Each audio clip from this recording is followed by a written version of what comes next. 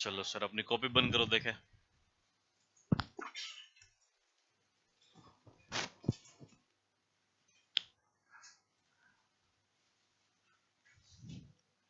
तो कल अपन ने पढ़ा था महाराणा सांगा है।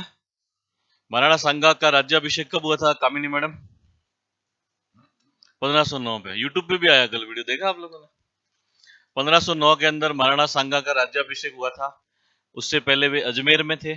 किसके पास में थे? तो उसको वापस बुलाया। कहाँ? मेवाड़। कौन सी उपाधि दी?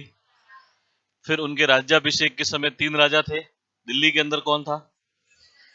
मालवा में, गुजरात में। उसके बाद उन्होंने कितने युद्ध लड़े? कौन कौन से?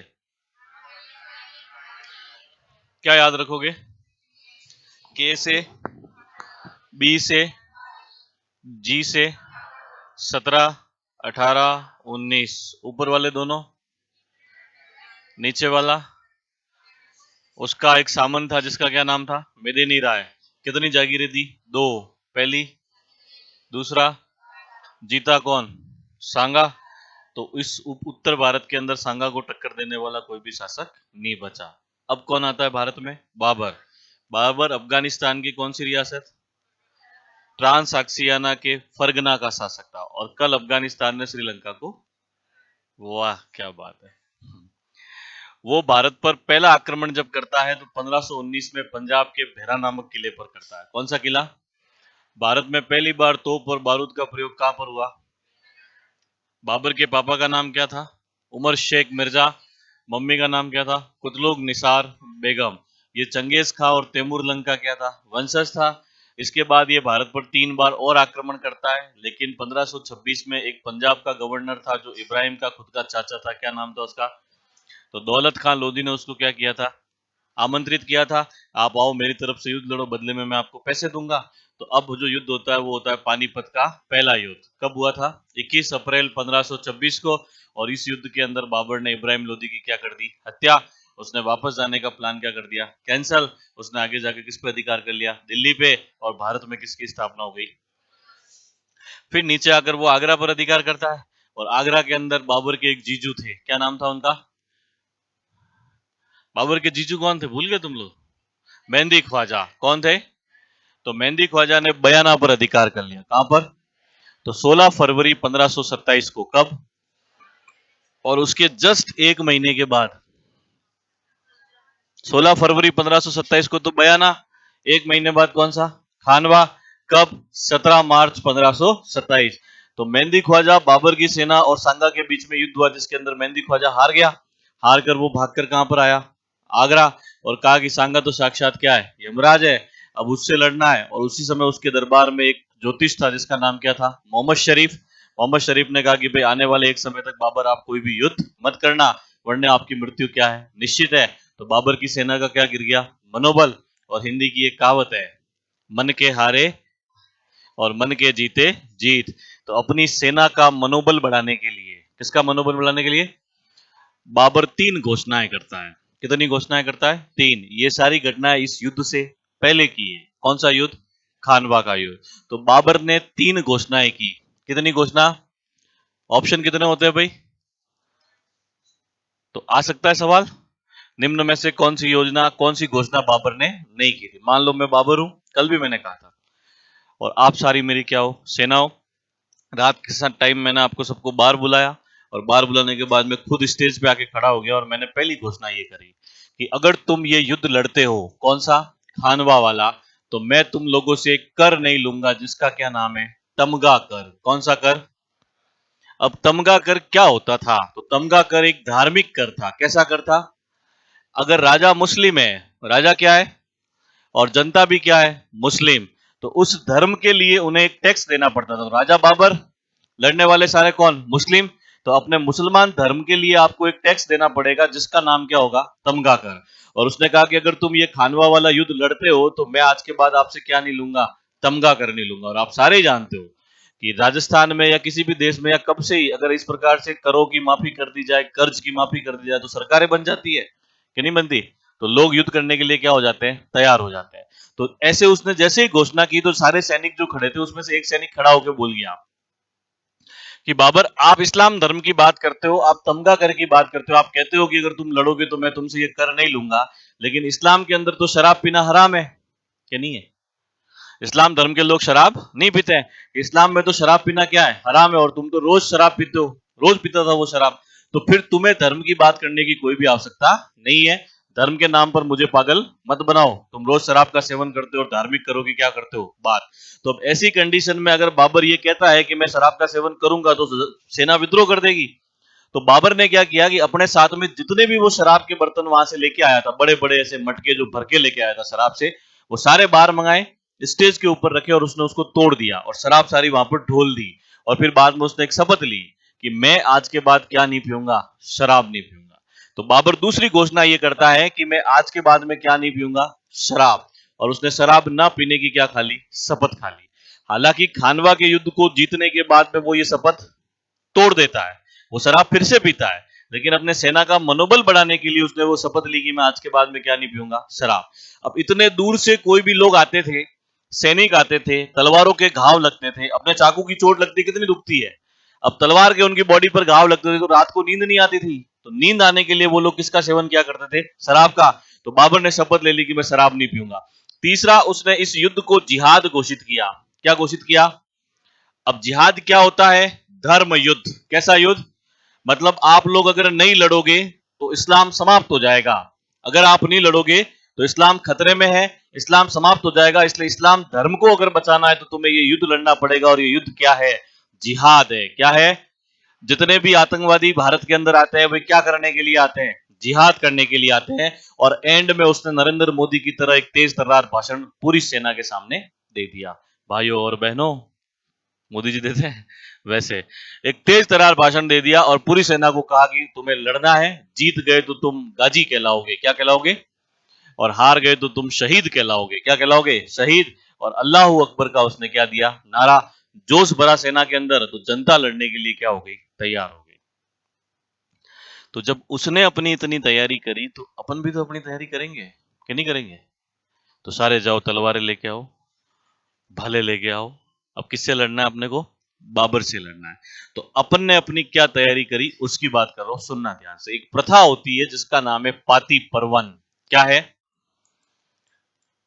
पाती परवन। पाती क्या होती है? अपन कहते हैं ना कि इस खेत के अंदर मेरी इतनी पाती है, मतलब मेरा हिस्सा है इतना। क्या है? हिस्सा।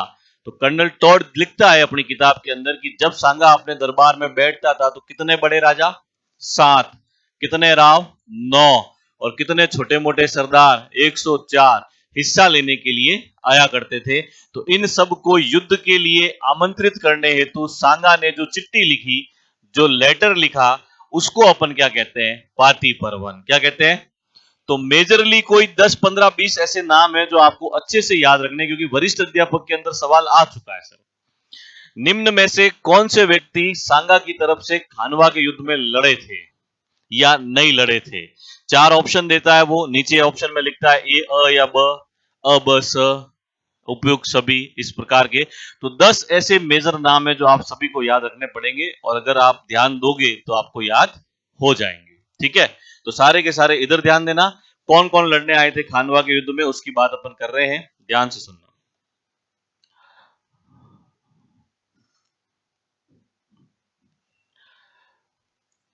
सबसे पहले मारवाड़ से एक आया था जिसका नाम था मालदेव। क्या नाम है? मारवाड़ का मालदेव।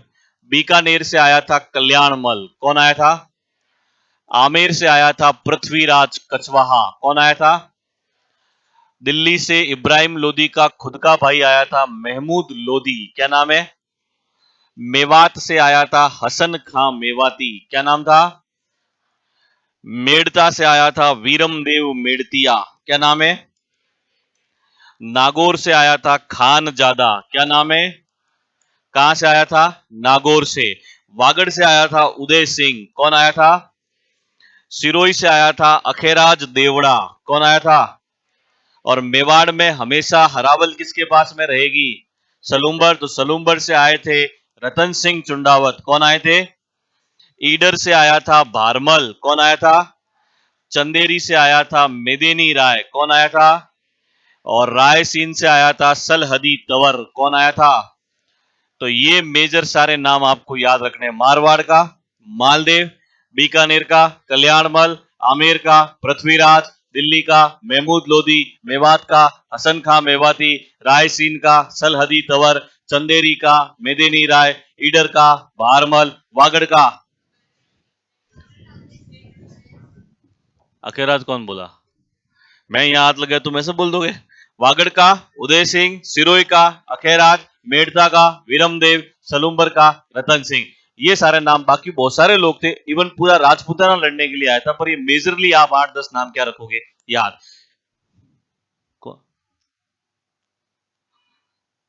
तो इधर इसने 3 घोषणाएं की, अपनी सेना को तैयार किया, इधर अपन ने समस्त राजस्थान को युद्ध के अंदर इनवाइट किया और समस्त राजस्थान यहां पर लड़ने के लिए आया, और ये सारे के सारे लोग एक स्थान पर इकट्ठा हो गए जिसका क्या नाम है? खानवा। डेट क्या थी? 17 मार्च 1527। खानवा कहां पर है? भरतपुर की रूपवास तहसील में, और एक इतिहास प्रसिद्ध युद्ध होता है।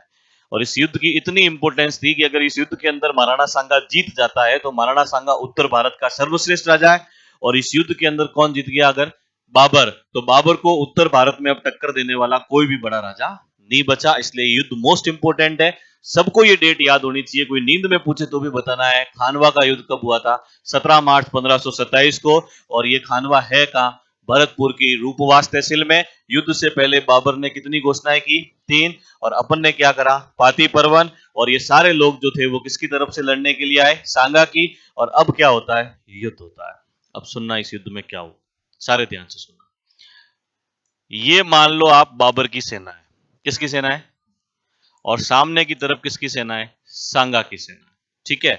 17 मार्च 1527 को दोनों सेनाएं उस खानवा के मैदान में आकर आमने सामने हो गई। अर्ली इन द मॉर्निंग वहां पर युद्ध की क्या हो गई? शुरुआत। जैसे युद्ध शुरू हुआ, सांगा की तरफ से लड़ने वाले 2 व्यक्ति, एक तो है नागौर का खानजादा, क्या नाम है? कहां का था? नागौर का। और एक है रायसीन का सलहदी तंवर, क्या नाम था? ये दोनों जाकर किससे मिल गए? बाबर से जाके मिल गए।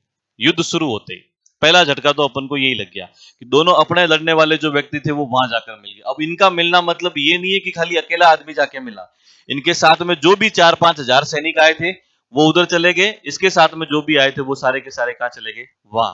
क्यों?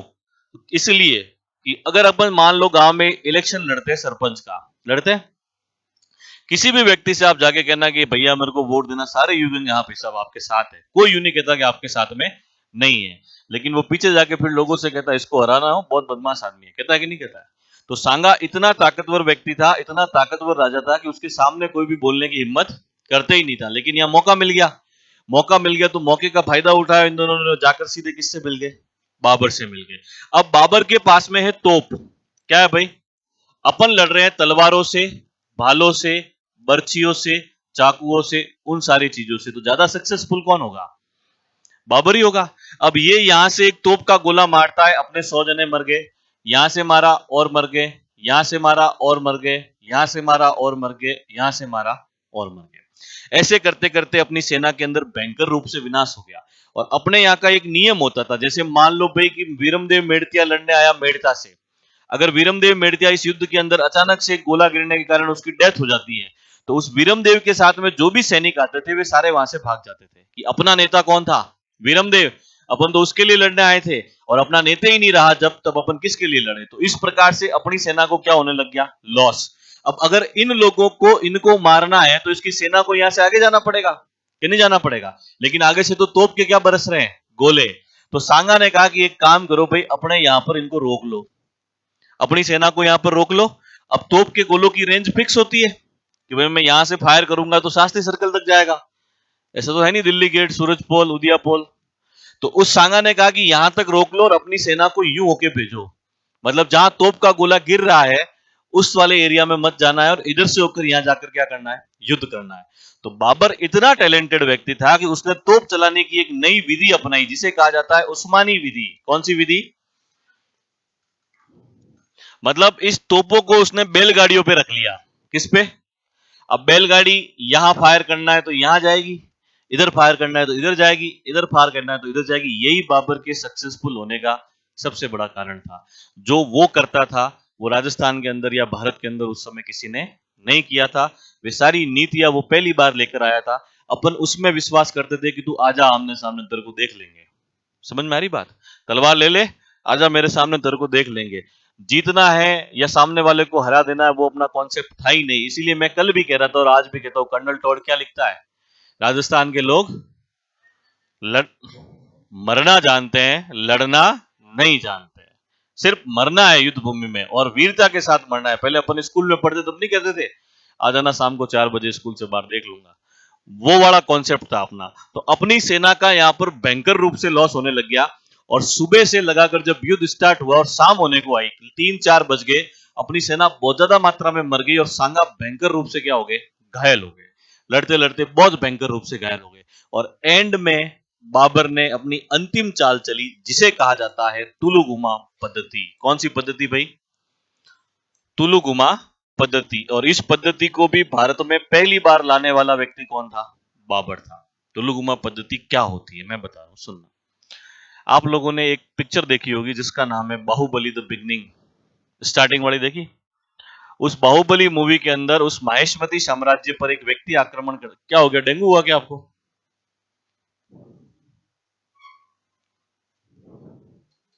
ठीक है तबीयत? तुम लोग ध्यान नहीं देते, तुम्हारे क्लासमेट को ऐसा हो गया, पूछा सबने? मेरी मेरी नजरें देखो, मैंने देखते ही पता लगा लिया। हाँ हो गया, क्लास खत्म हो जाने के बाद पूछ लेना। तो बाहुबली द बिगनिंग के अंदर आपने देखा होगा कि काल के नाम का व्यक्ति होता है जो माहेशमती पर आक्रमण करता है, जिसकी लैंग्वेज किसी को समझ में, अंडा रास्कला अंका टा, वो यूं करता रहता है। वो खाली एक ही व्यक्ति समझ पाता है उसमें, जो वो सामने वाले बाहुबली और बल्लाल देव की तरफ होता है। फिर वो शिवगामी देवी कहती है कि इसकी आंखें गिद्ध नोच ले फिर भी इसको जीना होगा, इसकी आंतों से सारा खून सूख जाए फिर भी इसको जीना होगा, कटप्पा शंख फूक दो, कहती कि नहीं कहती? तो उस युद्ध के अंदर माहेशमती वालों ने एक व्यू रचना अपनाई थी जिसका नाम है त्रिशूल व्यू। कौन सा व्यू? वो त्रिशूल व्यू क्या है? तुलुगुमा पद्धति। मतलब जब युद्ध चल रहा होता है तब आप एक पहर तक, एक पहर का मतलब होता है जब दोपहर आने वाली हो उससे पहले तक, उस सेना को आप रोक के रख लो। जब सारे थक जाए लड़ते लड़ते, क्योंकि युद्ध में कोई लड्डू तो बटते नहीं है, कोई खाना खिलाने थोड़ी आता है वहां पर, तो जब थक जाते हैं तब इधर से तो बाहुबली आक्रमण करता है अपना घोड़ा लेके, इधर से बल्लाल देव जाता है वो हेलीकॉप्टर लेके, cut cut cut cut cut, और फिर दोनों जाके आपने देखा होगा कि एंड में उस कालके पर अटैक करते हैं। और युद्ध का ये नियम होता था उस समय में कि सेनापति खत्म, युद्ध खत्म, राजा खत्म, युद्ध खत्म। और काल के जैसे ही मरता है तो वे सारे काले काले सैनिक जो होते हैं वो वहां से भाग जाते हैं। भागते कि नहीं भागते? और फिर माहेशमती की क्या हो जाती है? जीत हो जाती है। तो सेम वही पद्धति कौन सी है? तुलुगुमा, जिसे हिंदुस्तान में पहली बार अपनाने वाला शासक कौन था? बाबर। तो बाबर ने क्या किया कि अपनी सेना का यहां वाला और यहां वाला हिस्सा, पीछे वाला, इनको यहां जंगलों के अंदर खड़ा कर दिया। अब अपन तो यूं लड़ रहे हैं तो अपने को तो सामने वाली सेना दिख रही है, अपने पास में कोई ड्रोन कैमरा तो था नहीं कि पीछे वाला भी अपन देख लें। और बाबर से यहां वालों से ये लड़ रहे थे, इधर ये सेना एकदम फ्रेश खड़ी है, सुबह से ये सारे लड़ रहे हैं, थक गए, ये दोनों यहां पर फ्रेश खड़ी है सेना, बिल्कुल जूस वूस पी के नहा धो के, सुबह से कोई काम नहीं किया है। और जैसे ही शाम की 4 बजी और जब वहां पर सांगा युद्ध भूमि में घायल हो गए, ये सेना यहां से आती है, सीधा किस पर अटैक करती है? सांगा पर। ये सेना यहां से आती है और किस पर अटैक करती है? सांगा पर। और सांगा युद्ध में बुरी तरह से घायल हो गए। तो जब उन्हें बुरी तरह से घायल होते हुए उस युद्ध के अंदर देखा, तब 2 व्यक्ति आते हैं, एक तो मारवाड़ का मालदेव और एक आता है आमेर का पृथ्वीराज कछवा। कौन आता है? पृथ्वीराज कछवा और मारवाड़ का मालदेव। और वे सांगा से आकर कहते हैं कि सांगा जी आपसे रिक्वेस्ट है कि आप बहुत ज्यादा घायल हो गए हो, आप युद्ध भूमि से कहां चले जाओ, बाहर चले जाओ, मेवाड़ को राजा की क्या है, आवश्यकता है, आपको युद्ध छोड़ना पड़ेगा। लेकिन सांगा जैसा व्यक्ति युद्ध छोड़ सकता है क्या? तो सांगा कहता है जब तक तोड़ेंगे नहीं तब तक छोड़ेंगे नहीं, कि जब तक नहीं मारूंगा तब तक नहीं जाऊंगा। तो उन लोगों ने कहा भाई साहब आप निपट जाओगे, अब यहां से आप चलो। पर सांगा नहीं माना, और फिर भयंकर रूप से जब घायल हो गया, मूर्छित अवस्था के अंदर आ गया, तो मेवाड़ के अंदर ये अधिकार जो था वो बड़ी सादड़ी के झलाओं को दिया गया था कि जब भी युद्ध भूमि के अंदर राजा नहीं होगा तो उसके स्थान पर मरने का अधिकार किसको होगा? झालाओं को होगा। जैसे अपन पढ़ते हैं कि हल्दी घाटी के युद्ध में महाराणा प्रताप का स्थान झाला मान या झाला बीदा ने लिया था। तो यहां पर भी एक झाला लड़ रहे थे जिनका नाम था झाला अज्जा। क्या नाम था? झाला अज्जा ने महाराणा सांगा के सारे राज मुकुट वगैरह पहन लिए। वे उनके स्थान पर लड़ते हुए वीर गति को क्या हो गए? प्राप्त। सांगा को युद्ध भूमि से बाहर ले जाया गया था बसवा दोसा। कहा ले जाया गया? और कुछ समय के बाद में इनको उत्तर प्रदेश के अंदर एक स्थान पर ले जाया गया जिसका क्या नाम है? कालपी यूपी। क्या नाम है? इधर इस युद्ध के अंदर अपनी क्या हो गई? हार। 2-4 महीने के बाद में यहां पर सांगा फिर से ठीक हुए, फिर से उठ खड़े हुए और फिर से उन्होंने कहा जब तक तोड़ेंगे नहीं तब तक छोड़ेंगे नहीं। फिर से पाती परवन करो, फिर से सबको बुलाओ, फिर से किससे लड़ेंगे? बाबर से लड़ेंगे, फिर से उससे क्या करेंगे? युद्ध करेंगे। तो मेवाड़ के सभी सामंतों ने सोचा कि ये युद्ध की इतनी इतनी हट धर्मिता है इनके अंदर कि ये खुद तो मरेंगे ही मरेंगे, साथ में हमको भी मरवाएंगे। इसलिए सांगा को कालपी में विष दे दिया जाता है। क्या दे दिया जाता है?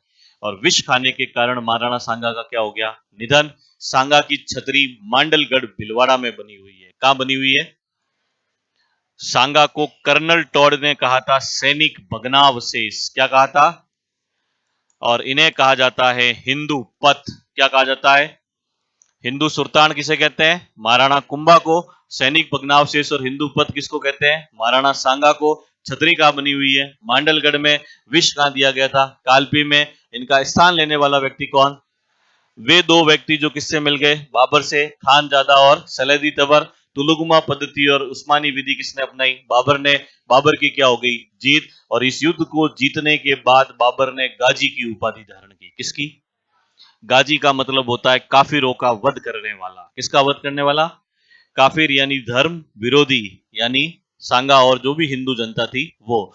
तो वो गाजी की उपाधि धारण करता है। और इस युद्ध की इतनी इंपोर्टेंस थी कि बाबर इतना खुश हुआ कि सबसे पहले तो उसने बोतल खोली और उसके बाद में जहां का वो रहने वाला था फरगना का, वहां पर एक एक चांदी का उसने सिक्का बंटवाया। इसलिए बाबर को कलंदर कहा गया। क्या कहा गया? कलंदर। मतलब आप सोचो वो कितना खुश हुआ होगा कि पूरी जनता को उसने वहां पर क्या बंटवाए? चांदी के सिक्के। क्योंकि इस युद्ध की इतनी इंपोर्टेंस थी, उसे पता चल गया कि अब मुझे हिंदुस्तान में कोई भी हिलाने वाला नहीं बचा। अब मेरी सत्ता यहां पर हमेशा के लिए क्या हो गई? स्थापित। और 1528 के अंदर महाराणा सांगा का निधन हो जाता है और इसी के साथ महाराणा सांगा खत्म हो गया। बात समझ में आई या नहीं आई? बोलो क्लियर। वेरी गुड, लिखो आप।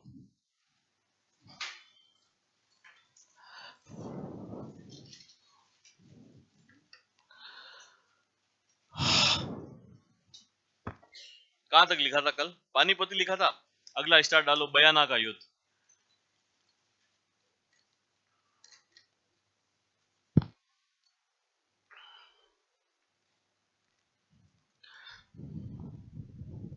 बयाना का युद्ध 16 फरवरी 1527।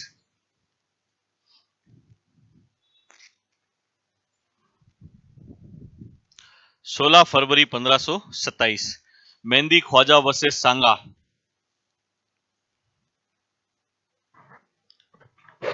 मेहंदी ख्वाजा वर्सेस सांगा। परिणाम।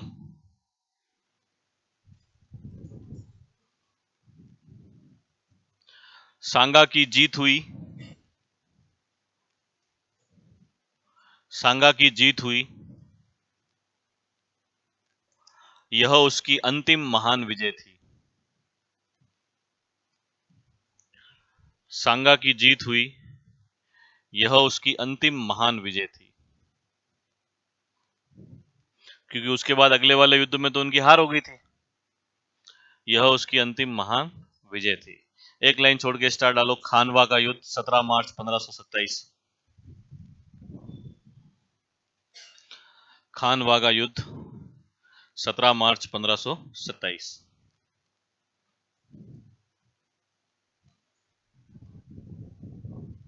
बाबर वर्सेस सांगा।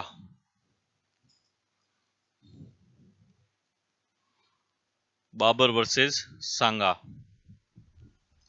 खानवा भरतपुर की रूपवास तहसील में है।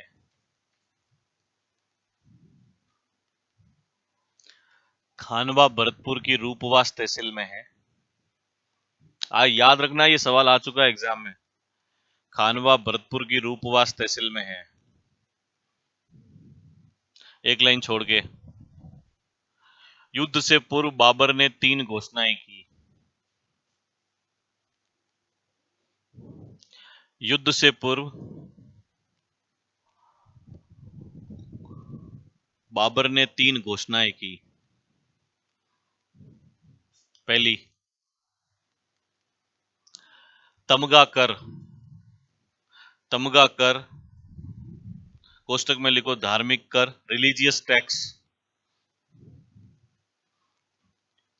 माफ कर दिया।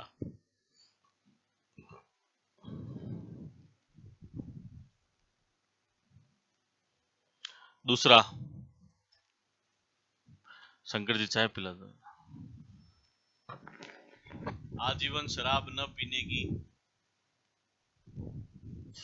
आजीवन शराब न पीने की कसम खाई। सर्दियों में यही तो है जीवन में, और क्या, चाय।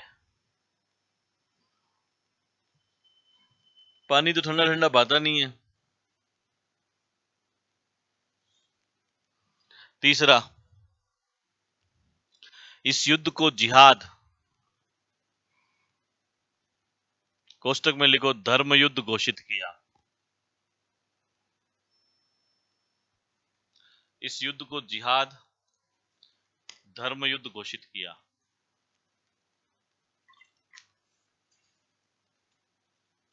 एक लाइन छोड़ के स्टार डालो, पाती परवन।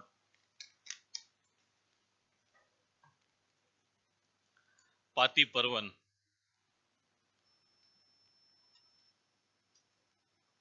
सांगा द्वारा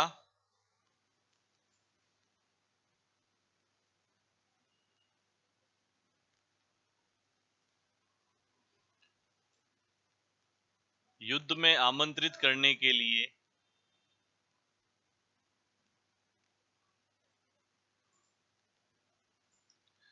राजाओं को लिखी गई चिट्ठी।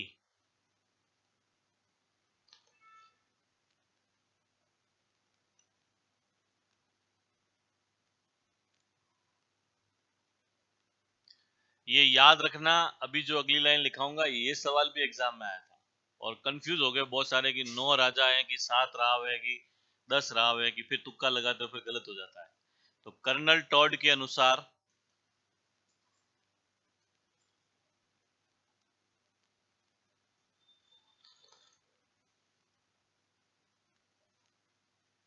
सांगा के दरबार में, कर्नल टॉड के अनुसार सांगा के दरबार में प्रतिदिन 7 बड़े राजा,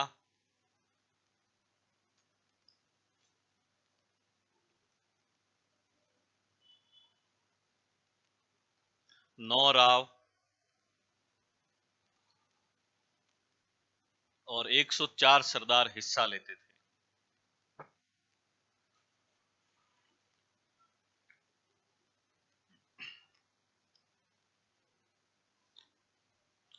निम्न शासक सांगा की तरफ से लड़े।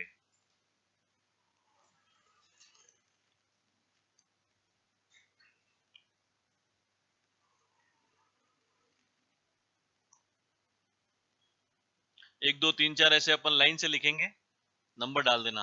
पहला, मारवाड़ का मालदेव।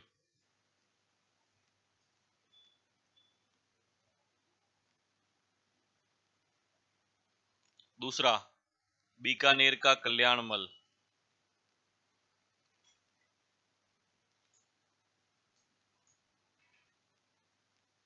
तीसरा, आमेर का पृथ्वीराज कछवाहा।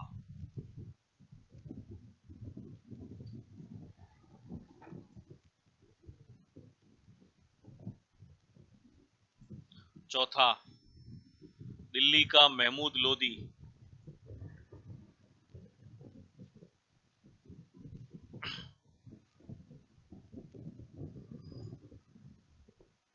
मेवात का हसन खां मेवाती।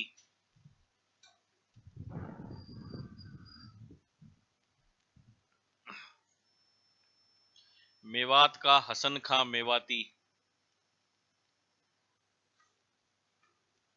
सलूम्बर का रतन सिंह,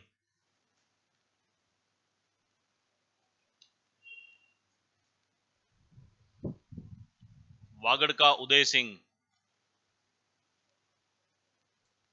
वागड़े नहीं, वेरी गुड। सिरोही का अखेराज देवड़ा, सिरोही का अखेराज देवड़ा,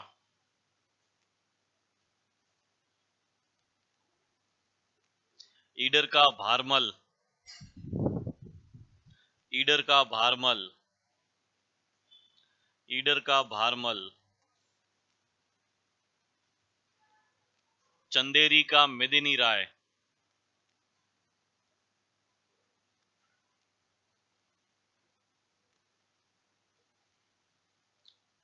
हो गए सारे, ये रह गया ना।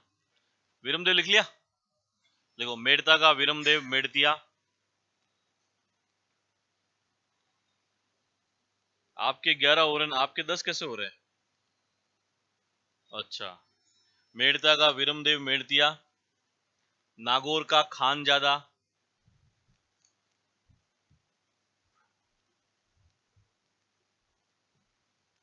और लास्ट मैं लिख लेता हूं, आप गलत मत लिखना, रायसीन का सलहदी तवर, रायसीन का सलहदी तवर, एमपी में एक जगह पड़ती है वहां का। ठीक है, तो मारवाड़ का मालदेव, बीकानेर का कल्याणमल, आमेर का पृथ्वीराज, दिल्ली का महमूद लोदी, मेवात का हसन खां मेवादी, रायसीन का सलदी तंवर, चंदेरी का मेदिनी राय, ईडर का बारमल, सलूम्बर का रतन सिंह, वागड़ का उदय सिंह, सिरोही का अखेराज, मेड़ता का विरमदेव मेड़तिया और नागौर का खानजादा। एक लाइन छोड़ के परिणाम,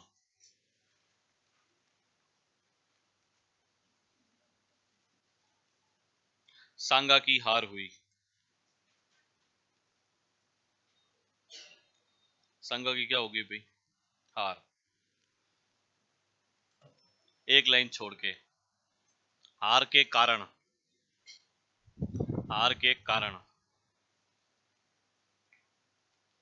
पहला कारण लिखो एक नंबर डाल के, खानजादा व सलहदी तंवर, खानजादा व सलहदी तंवर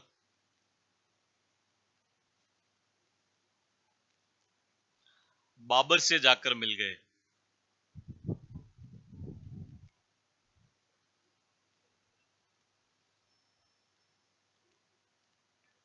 दूसरा कारण लिखो, बाबर का तोपखाना,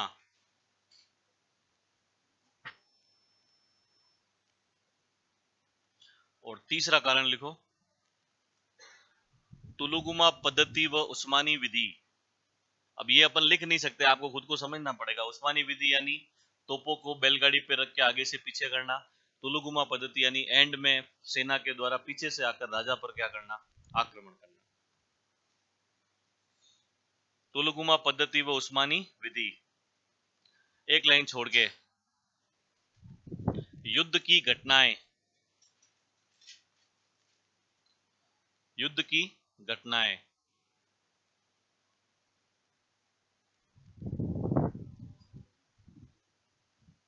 पहली लाइन, युद्ध में घायल सांगा का स्थान, युद्ध में घायल सांगा का स्थान झाला अज्जा ने लिया। किसने लिया भाई? झाला में झंडे वाला आएगा, झाला अज्जा ने लिया। अगली लाइन, घायल सांगा को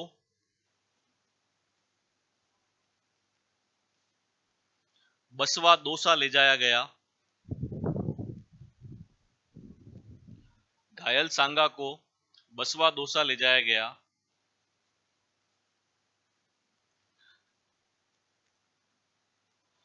वहां से कालपी यूपी ले जाया गया, वहां से कालपी यूपी ले जाया गया।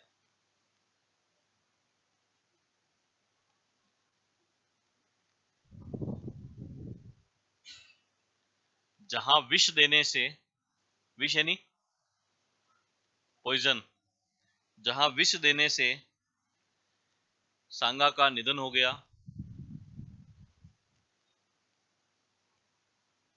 दो लाइनें बस लास्ट, फिर खत्म हो जाएगा।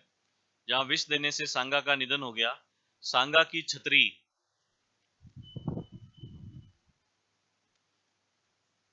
कहां पर है? मांडलगढ़ भिलवाड़ा में। और पोपटलाल की छतरी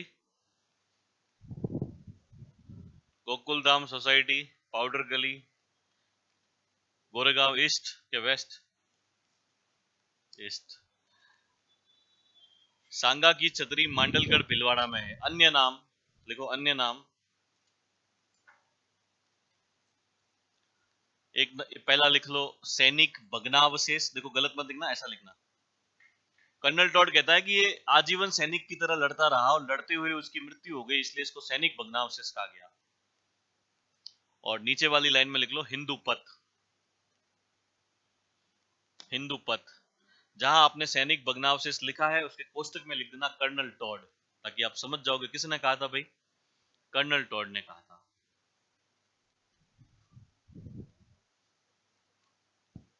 और लास्ट दो लाइनें एक लाइन छोड़ के लिखना। बाबर ने इस युद्ध के बाद, बाबर ने इस युद्ध के बाद किसकी उपाधि धारण की? गाजी की उपाधि धारण की।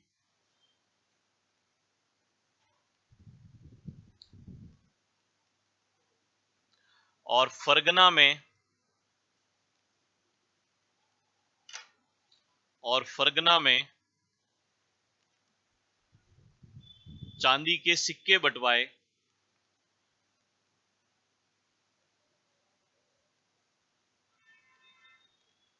इसलिए इसे कलंदर कहा गया। और फरगना में चांदी के सिक्के बंटवाए, इसलिए इसे कलंदर कहा गया। बस।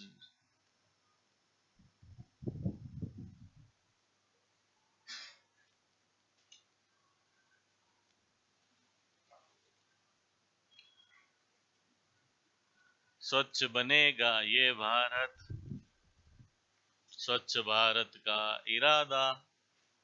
बंद करो पे कॉपी अपनी।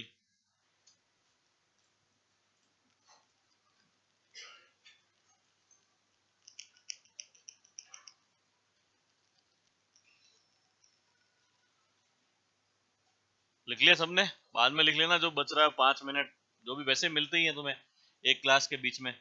सुनो मेरी बात अब सारे ध्यान से, आगे वाली 10-15 मिनट की बात है, एक बात कर लेते हैं। हालांकि तुम लोगों ने पढ़ा हुआ होगा, महाराणा सांगा जो थे ये तो अकेले थे। कैसे थे भाई? और इनके टोटल पुत्र कितने थे? कैसे पता चला? तो मैं 5 कर दूंगा तो 5 हो जाएंगे।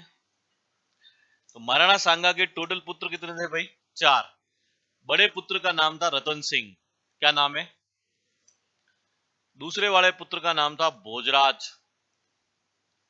तीसरे वाले पुत्र का नाम था विक्रमादित्य। क्या नाम है? और चौथे वाले पुत्र का नाम था उदय सिंह। क्या नाम था? और उदय सिंह के पुत्र का नाम था महाराणा, यानी महाराणा प्रताप महाराणा सांगा के क्या थे? पोते। और इतिहास ऐसा कहता है, लोग ऐसा कहते हैं, अपने पड़ोसी ऐसा कहते हैं, मैंने भी कहीं सुना है कि हमेशा तीसरी पीढ़ी में गुण क्या होते हैं? रिपीट होते हैं। मतलब पोता जो होता है वो बेसिकली किसके जैसा होता है? दादा के। और दादा पोते का ज्यादा क्या होता है? अटैचमेंट। तो जैसे राणा सांगा थे वैसे ही कौन थे? महाराणा प्रताप। और बीच में एक भी वैसा नहीं हुआ। दूसरी बात ये सर, हमेशा बड़े बेटे को राजा बनाया जाता है कि नहीं बनाया जाता? नहीं बनाओगे तो समस्या क्रिएट होगी। यानी कि महाराणा सांगा के बाद राजा रहे कौन? रतन सिंह। तो 1528 के अंदर रतन सिंह जी का राज्याभिषेक किया जाता है। ये 31 रहे थे। इनकी कहानी मैं आपको बताऊंगा क्या हुआ था क्या नहीं हुआ था। पहले इनकी बात कर लेते थोड़ी सी, हालांकि आप लोगों ने पढ़ी होगी, आप मुझे बताना। भोजराज हिस्ट्री का वह पति है जो अपनी पत्नी के कारण प्रसिद्ध हुआ है। वाह क्या बात है। तो इनकी पत्नी का जो नाम था वो था मीराबाई। क्या नाम है? चलो बताओ, अब तुम लोगों ने पढ़ा हुआ है, सबने पढ़ा है ना? तो बताना क्या दिक्कत है, पड़ा हुआ है तो बताओ भाई, मीराबाई का जन्म कहाँ हुआ था? कुड़की गांव कहाँ पर पड़ता है भाई? पाली के अंदर पड़ता है। मीराबाई के पापा का क्या नाम था बताओ? रतन सिंह। मीराबाई जी के दादा का क्या नाम था? राव दूधा। मीराबाई के मम्मी का क्या नाम था?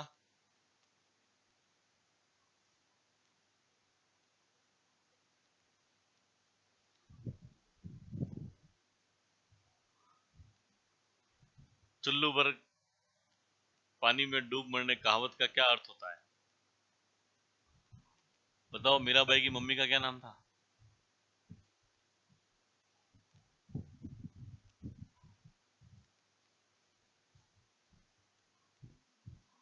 अब कहोगे सर इतने सारे तो लोक देवता, इतनी सारी लोक देवियां, उसके बाद में इतने सारे संप्रदाय, उन सब के अलग अलग सारे के सारे उनके भी वो महापुरुष हुए, चरण दास जी, लाल दास जी, फलाना दास जी, ढिकड़ दास जी। अब उन सब की मम्मियां, उन सब के पिता, उन सब के नाम याद रखने पड़ते हैं। सर इतने कहाँ याद होते हैं? ऐसा एक्सक्यूज आप दे सकते हैं, दे सकते हैं। तो इनकी मम्मी का जो नाम था वो था कस्बू कंवर। क्या नाम था? कसब कंवर भी लिखा हुआ होता है, कस्बू भी लिखा हुआ होता है, एक ही बात है। ओरिजिनल नेम तो खुशबू था। क्या था? लेकिन अपभ्रंश होके वो क्या हो गया? ऐसा कुछ नहीं है, यही नाम था। हर चीज में अपभ्रंश करवा लो। तो रतन सिंह जी जो थे वो इनके पिताजी थे। इनके जेठ जी का नाम भी क्या था? एक बार एक लड़के ने मेरे से बोल दिया कि सर यार ये ऐसे कैसे हो सकता है, जेठ जी भी रतन सिंह ने, पिता भी रतन सिंह। मैं कहा भाई दोनों अलग अलग व्यक्ति है। पापा रतन सिंह, दादा राव दूधा, मम्मी कस्बू कंवर, जन्म कुड़की गांव पाली। बचपन का नाम था इनका पेमल। क्या नाम था? इनके गुरु थे संत रैदास। और रैदास की जो छतरी है वो कहां पर है भाई? चित्तौड़गढ़ में। ये सारी बात आप लोग जानते होंगे। अब मीराबाई की जो भक्ति है वो कौन से भाव की थी? अरे सगुण निर्गुण नहीं, भाव बताओ। सगुण तो वो तो सिंपल सी बात है कि जो मूर्ति पूजा करता है वो सगुण है, और जो निराकार में विश्वास करता है वो, जैसे कबीर। हाँ, जैसे अपन किसी मंदिर में जाते हैं ना, तो माता जी के मंदिर में जाते तो उनको अपनी माई मानते हैं। सारे ऐसे ही मानते हो? कोई दोस्त तो नहीं मानता? फिर शिव जी के या किसी भी बड़े भगवान के मंदिर में जाएंगे तो उनको परमपिता परमेश्वर ही मानते हैं कि सबसे बड़े आप हो इस दुनिया में, हमारा भला करना, यही कहते हैं। शिव जी को अपन अपना फ्रेंड तो कहते नहीं है, नहीं कहते। इनका कॉन्सेप्ट थोड़ा अलग था। इन्होंने उनको कुछ ऐसा कुछ नहीं माना, उन्होंने उनको अपने पति या प्रेमी के रूप में स्वीकार किया था। मेरा तो गिरधर गोपाल, दूजा न कोई, ऐसा मैं नहीं कह रहा हूं। किसने कहा था? मीराबाई ने। इसलिए अगर आपसे सवाल पूछा जाए कि इनकी भक्ति कौन से भाव की थी, तो या तो ऑप्शन में मिलता है माधुर्य भाव की थी, या ऑप्शन में मिलता है प्रेम भाव की थी। तो इनकी भक्ति जो थी वो माधुर्य या प्रेम भाव की थी। इन्होंने भगवान कृष्ण को अपने पति या प्रेमी के रूप में स्वीकार किया। कहानी आप लोगों ने सुनी होगी कि वे मंदिर में गए थे, वहां से कोई बारात निकल रही थी। उन्होंने अपने दादाजी से पूछा कि ये कहाँ जा रहे? तो उन्होंने कहा दुल्हन को लेने जा रहे। तो उन्होंने कहा मेरा दूल्हा कहाँ है? तो भगवान कृष्ण की प्रतिमा सामने थी, तो दादाजी ने कह दिया कि अब बच्चे को यूं तो कह ही नहीं सकते कि वो लड़का तेरा दूल्हा है। कह दिया साहब ये तेरा क्या है? दूल्हा। और उन्होंने बचपन से ही भगवान कृष्ण को अपने पति या प्रेमी के रूप में स्वीकार किया था। और दुनिया के अंदर इस कलयुग में, द्वापर सतयुग की तो मैं बात नहीं कर रहा हूं, बाकी इस कलयुग के अंदर अगर किसी महिला ने निस्वार्थ भाव से किसी व्यक्ति से प्रेम किया है तो वो मीराबाई ने किया है। मीराबाई का कोई स्वार्थ नहीं था, मीराबाई ने सिर्फ एक प्रतिमा से प्रेम किया था, मीराबाई के सामने कोई व्यक्ति भी नहीं था। तो वो निस्वार्थ भाव से प्रेम या तो मीराबाई ने भगवान कृष्ण से किया, या एक माँ अपने बच्चों से करती है। इसके अलावा दुनिया में जितने भी प्रेम आप देखोगे अपनी लाइफ के अंदर, आप उसको इस्तेमाल करके देख लेना, सारे प्रेम स्वार्थ से भरे हुए होते हैं। किससे? फैक्ट है सर ये, कि नहीं है? फैक्ट है। सारे प्रेम जो है बाकी वाले किससे भरे हुए हैं? स्वार्थ से। किसी न किसी प्रकार का स्वार्थ होता है। निस्वार्थ भाव से प्रेम किसने किया था? मीराबाई ने किया था। अगली बात सर, इनका प्रेम माधुर्य भाव का था, ये बात तो हो गई। अब मीराबाई जो थी उन्होंने अपना अंतिम समय कहां गुजारा?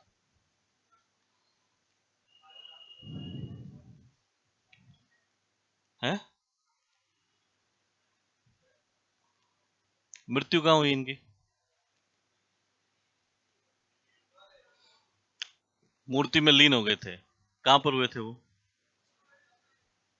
द्वारका में। सबको पता ही है? कौन कौन तुम में से द्वारिका गया हुआ है? वो पूरा करो ना, हाथ खड़ा से, डरने वाली कौन सी बात है इसमें? मैं भी गया हूँ द्वारिका, इसमें क्या हो गया? कुछ गलत थोड़ी किया। आप दोनों गए हो? और कौन गया था पीछे? आप भी गए हो? आप भी गए हो? दोनों बेट द्वारका और वो वाली द्वारका दोनों देख के आए हैं? द्वारका जाना था, बहुत अच्छी जगह है वैसे, एकदम समुद्र के किनारे पर है। मतलब यहाँ से आप शास्त्री सर्कल जाते हो ना, इतना उस भगवान के मंदिर से आगे जाओगे तो पूरा अरब सागर है, और यूँ लहरें वहरें आती है वहां पर, और बहुत अच्छा मंदिर है, बहुत अच्छा फील होता है वहां जाने के बाद में। ऐसा कहा जाता है कि ये अपने अंतिम समय में उस द्वारिका के अंदर चली गई थी। कौन? मीराबाई। और इनकी डेड बॉडी आज दिन तक किसी को भी नहीं मिली, इनके सिर्फ वस्त्र मिले थे, बाकी इनकी जो शरीर था वो उस मूर्ति के अंदर क्या हो गया था? लीन। और ऐसा माना जाता है कि भगवान कृष्ण इनसे मिलते थे, ऐसा मानते हैं लोग, ऐसा कहते हैं। और आज भी ये कहा जाता है कि जगन्नाथपुरी उड़ीसा है ना, मैंने कभी कहा भी होगा शायद आपसे, जगन्नाथपुरी उड़ीसा के अंदर जो भी लोग यहाँ से जाते हैं या जो भी वहां पर रहता है, उनको आज भी भगवान कृष्ण की बांसुरी सुनाई देती है। मतलब ऐसा कहते हैं भगवान कृष्ण आज की तारीख में ओरिजिनली कहीं पर है, तो वो कहाँ पर है? जगन्नाथपुरी उड़ीसा में। अगर आप जाना कभी, आपको भी वहां पर बांसुरी की धुन जो है वो सुनाई देगी। हालांकि अपने मन में भाव होने चाहिए। क्या होने चाहिए? वही कहावत है कि मानो तो गंगा माँ है, ना मानो तो बहता पानी, वो वाली बात है। तो अगर आपके अंदर भाव है तो भगवान आपको वहां पर मिलते हैं। और जहां जाने के बाद में अगर आपको सुकून फील होता है, आपके हाथों के या पैरों के बाल खड़े हो जाते हैं, तो वहां पर कोई ना कोई पॉजिटिव एनर्जी है, ऐसा मेरा मानना है। ऐसा आपका भी मानना है क्या? पर ऐसा मन में होना चाहिए, यूं नहीं कि नहीं नहीं होता है और फिर वहां जाके खड़े हो जाओ, कहा मेरे तो हुए ही नहीं सर। फिर तो कैसे होंगे भाई? आपके मन में भी तो होना चाहिए ना कि भगवान इस दुनिया में है। सावलिया जी के अंदर भी लोग कहते हैं कि ठाकुर जी विराजमान है। अगर आप अपनी वहां बोलमा करके कुछ भी आते हो तो वो आपकी 100% पूरी होती है, ऐसा मैंने सुना है। इसलिए वहां हर एक महीने 15 दिन में करोड़ों करोड़ों रुपए का जो है वो भंडारा प्राप्त होता है। इवन लोग गाड़ियां की गाड़ियां छोड़ के चले जाते हैं, कि बोल देते हैं कि साहब मेरा ये काम हो गया तो ये गाड़ी आपको भेंट, और वो छोड़ के चले जाते हैं। तो कुछ तो होगा। मैंने तो एक कहानी भी सुनी है कि वहां कोई एक व्यक्ति था, उसने कहा कि ठाकुर जी है या नहीं मैं देखना चाहता हूँ, तो वो गर्भगृह के अंदर ही सो गया। और जब उसकी आंख खुली तो जब पाट बंद होते ना मंदिर के, तब ठाकुर जी की मूर्ति वहां थी नहीं, और वो अंधा हो गया हाथों हाथ ही। तो भगवान इस दुनिया के अंदर है, भावना होनी चाहिए। क्या होनी चाहिए? भावना होनी चाहिए। मैं वहां गया था सर, द्वारका 3-4 महीने पहले की बात है, अभी गर्मी में गया था, अप्रैल में शायद, मई में या अप्रैल में गया था, जून में। मैं वहां गया तो अपने जैसे जो लोग होते हैं ना, जिनके पास भले ही पैसा हो पर अपनी थॉट थोड़ी सी गरीबी वाली होती है, क्योंकि अपन ने संघर्ष करके आगे बढ़े हैं। तो अपने जैसे लोग कहीं भी घूमने जाते तो गाइड नहीं करते हैं। क्या करते हो? गाइड। अपन क्या करते हैं, कोई दूसरा करता है तो सुन लेते हैं। हकीकत है। कभी किया क्या तुमने गाइड? मैंने नहीं किया जीवन में, और अपने कैचअप करने में तो बहुत उस्ताद है, घुसा लो बस अंदर। तो मैं वहां गया तो मंदिर में आरती वारती हुई, शाम 7 बजे की बात थी। उसके बाद में क्या, आसपास में छोटे मोटे और भी तस्वीरें वगैरह सारी ऐसे लगी हुई है, मूर्तियां लगी हुई है। तो वहां ऐसे मंदिर में घूम रहे थे, तो किसी कोई परिवार होगा, कोई पैसे वाला व्यक्ति, उन्होंने वहां कोई गाइड वाइड कर रखा होगा, तो गाइड उनको कहानी सुना रहा था, और अपन पास में जाके एकदम खड़े हो गए। गाइड की तरफ देखना नहीं है, देखना किसी और तरफ है, और क्या करना है उसको सुनना है। तो वो गाइड यूं कह रहा था कि जब गुजरात के अंदर भूकंप आया था सन 2000 में आया था, और कच्छ वाले उस समुद्र के किनारे वाले भाग में बिल्कुल बहुत ज्यादा भूकंप आया था, क्योंकि समुद्र के टच वाला जो भाग होता है, धरती वहां ज्यादा कांपती है। तो वहां पर बहुत ज्यादा भूकंप आया था, और द्वारका का वो जो मंदिर है वो तो बिल्कुल समुद्र के किनारे पर ही है, बिल्कुल अटैच एकदम। तो वहां पर जब वो भूकंप आया था तो सारी आसपास की बिल्डिंगें वगैरह जो थी, या तो उन्होंने दरार आ गई, या वे सारी की सारी क्या हो गई, टूट गई। लेकिन जो भगवान कृष्ण का जो वो मंदिर है, उस मंदिर के कुछ भी एक ईंट का भी क्या नहीं पड़ा, फर्क पड़ा। और ऐसा कहते हैं कि जब वो धरती हिली थी वहां पर, तब वो मंदिर भी पूरा ऐसे हिला था, और हिला था तो उसको ऐसा फील हो रहा था जैसे भगवान कृष्ण बांसुरी बजाते हुए उसमें क्या है, खड़े हुए हैं। और उसने फोटो खींचा, किसी व्यक्ति ने फोटो भी वहां मंदिर के अंदर लगाओ, सेम एज इट इज वो मंदिर ऐसे ही लग रहा है जैसे भगवान कृष्ण ऐसे बांसुरी बजाते क्या खड़े हुए हैं, जो वहां पर हुआ था उसका रूप। और उस मंदिर के कुछ भी फर्क नहीं पड़ा, जैसा था वैसा आज का आज है। ऐसा कहते हैं वहां सोने की द्वारिका थी, जो अभी वर्तमान में कहाँ चली गई है, समुद्र में चली गई है। वहां पर एक और ज्योतिर्लिंग भी है, द्वारिका के जस्ट 10 या 15 किलोमीटर आगे, 17 होगा शायद, नागेश्वर ज्योतिर्लिंग। कौन सा? नागेश्वर। और वहां से कोई 250-300 किलोमीटर की दूरी पर सोमनाथ है। क्या है? तो ये सारे तीर्थ स्थान जो है वो आप कर सकते हो और गाइड अवेलेबल है आपके लिए अगर आप जाना चाहो तो। अब अगली बात सर, भगवान कृष्ण की वह मूर्ति कहाँ है जिसकी पूजा मीराबाई किया करती थी?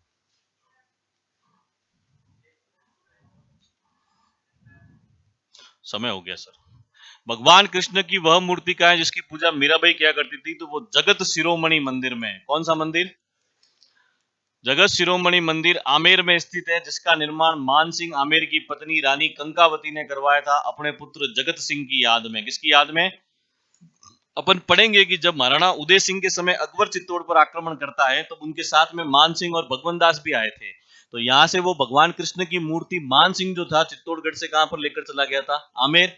और जब उसकी खुद का बेटा मर गया जगत सिंह, तो इसकी रानी कंकावती ने उसकी याद में कौन सा मंदिर बनवाया था? और इसमें भगवान कृष्ण की वह मूर्ति है जिसकी पूजा कौन किया करती थी? मीराबाई किया करती थी। तो इसलिए अगर देखनी हो कभी तो जयपुर जाओ तो इस मंदिर में देख के आना कि भगवान कृष्ण की वो मूर्ति जिसकी पूजा कौन करती थी? मीराबाई करती थी। तो ये सारी बातें आप मीराबाई की आपने लिखी होगी, फिर बाद में अगला कल रात